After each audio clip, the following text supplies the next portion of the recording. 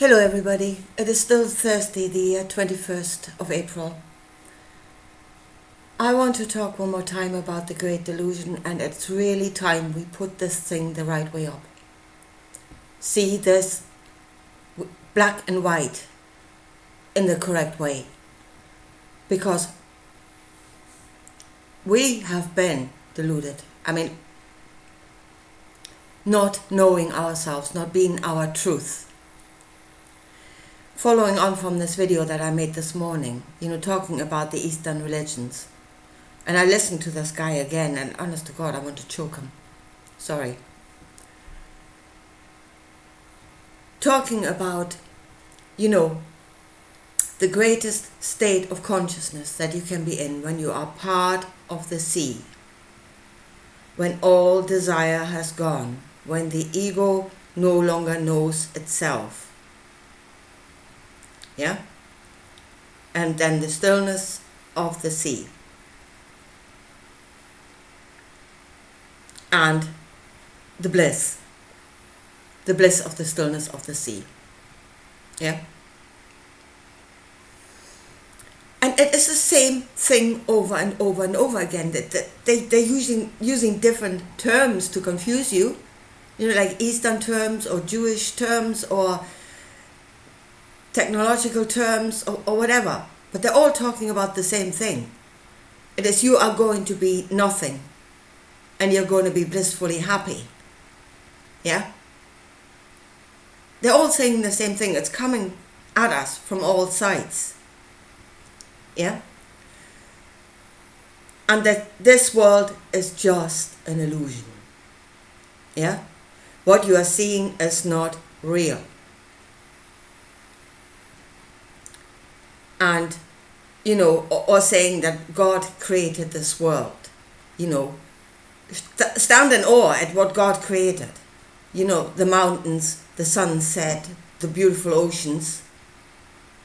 We create that. It's us. What's out there is energy. We give it form. Our ego gives it form. We have created this picture. If there is a beautiful ocean, it's because we have created that picture. If there is a magnificent mountain, we have created that picture. We are creating beauty. We are seeing beauty. And do you think we would see beauty if we were this twisted being? That these pictures would come out of us, these interpretations would come out of us if they weren't born out of love? When we are no longer here, there'll be still eyes to see and ears to hear. Here. They're the animals. They're insects. And even those that don't have eyes and ears, they will experience the Creator here in some form.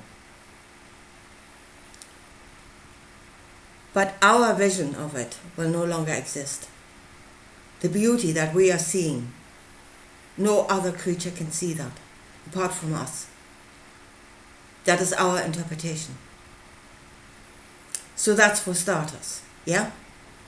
It is not we're looking at an illusion. The energies out there are real, and the beauty we are seeing is what we have created. That is our interpretation. We are creators.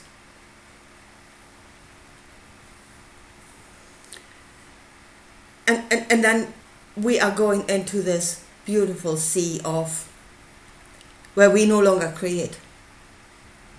Yeah? We have ceased creating.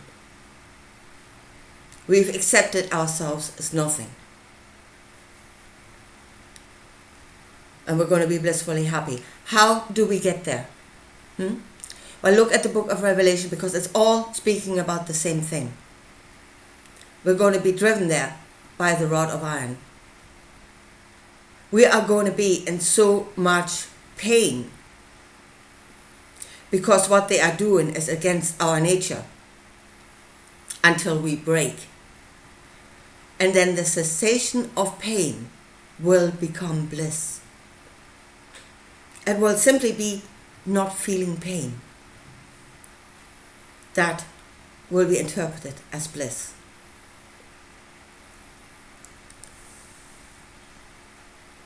And we will love them, yeah?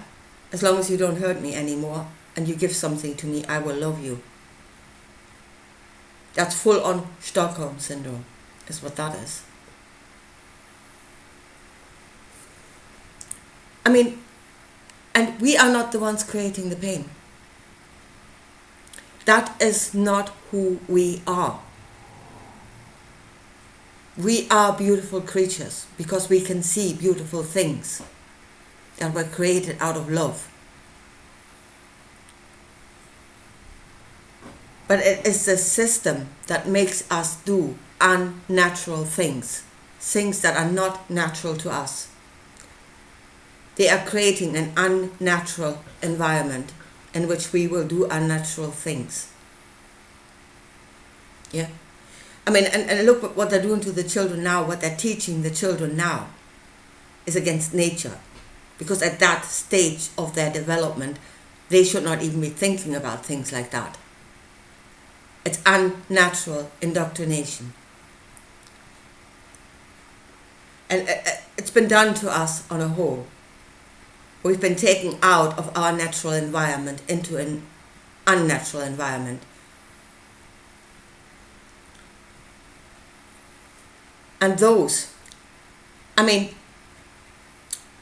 when Jesus came and got the knowledge, brought to awareness, the knowledge of our compassion, the knowledge of our love, the knowledge of what our love is capable of, if we ask in love, if we ask in compassion.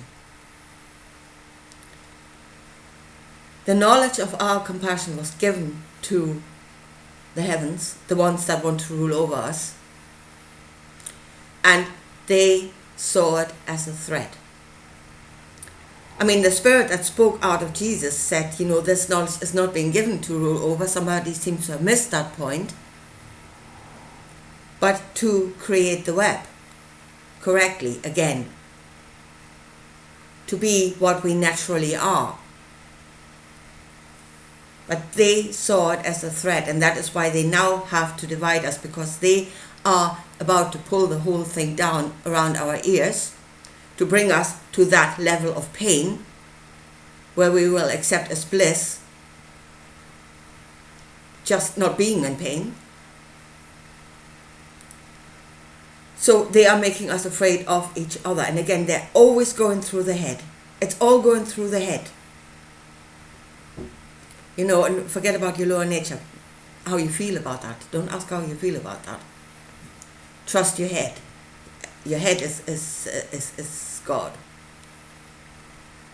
Yeah. So right now they're telling you, well, if this system breaks down, yeah, your neighbor is going to come for you with a gun, and he's going to take everything that you have. There will be survival of the fittest. Darwin in full swing. That's not us. And every time there is a natural disaster, the exact opposite happens. The exact opposite happens. I mean, okay, there are exceptions. You'll always see the idiot in the background carting away a big screen TV or something. But on a whole, we pull together. In times of disaster, we pull together. Our compassion for each other makes us pull together. And we look after our vulnerable, and we look after our children, and we help each other through that. That's what's happening in every disaster. But you're being made to believe that, if this structure comes down, we're coming for each other with guns.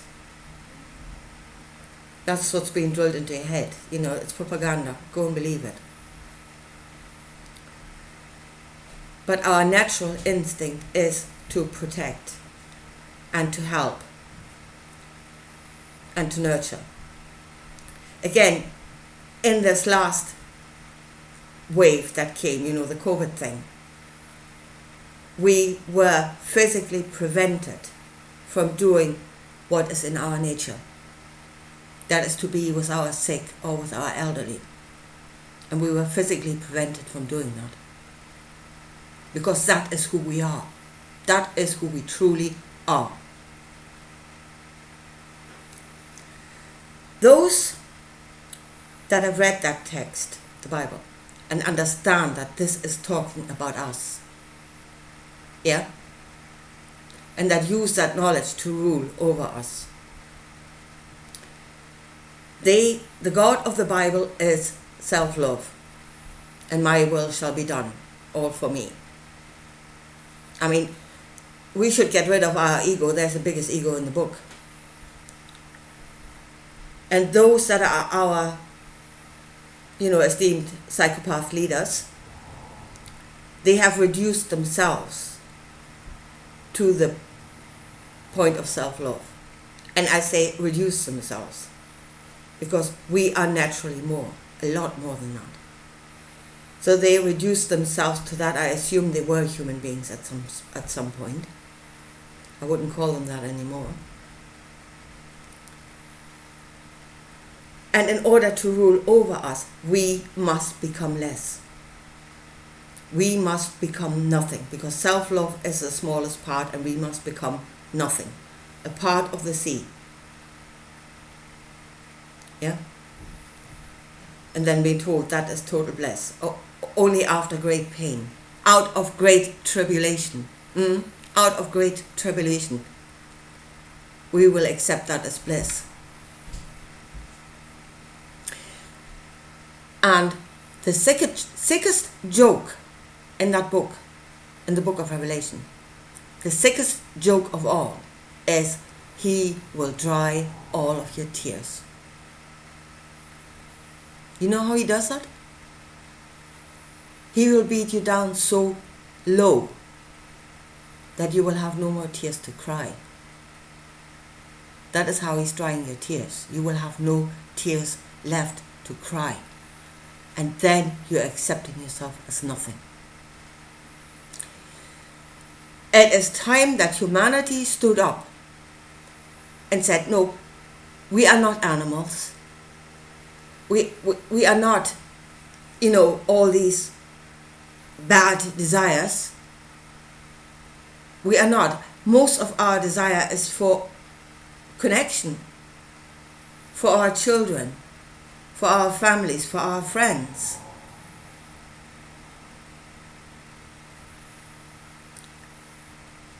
What desires are in this world, which you're shown on television, the greed and the vanity,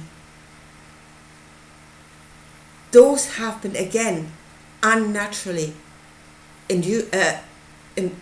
produced through advertising, through the head, through showing that as desirable, as good. That is not naturally us.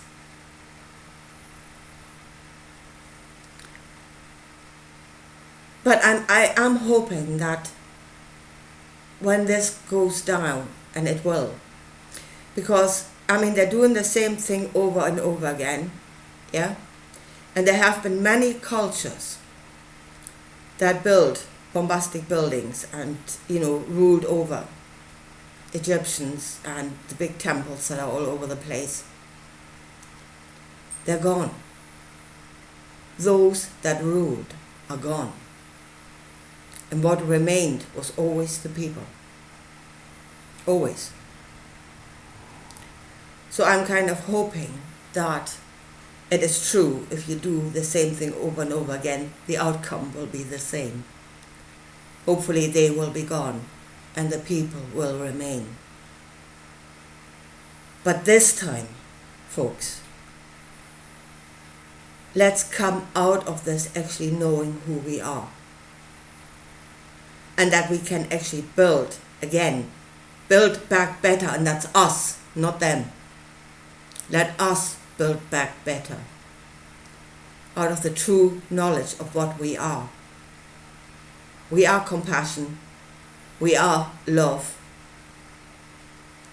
and we can create great beauty Because the world that we are seeing, nature that we are seeing, that's our creation. That is our interpretation of this world. And then let's go from there, knowing ourselves as the good guys in that story, because we are. We are the good guys that are being oppressed, being made into slaves. So when this is over, and hopefully it will be over, then let's come out of this knowing ourselves in the correct way, and then we can build back better. Anyway, I leave it at that, and I'll talk to you again soon. Bye.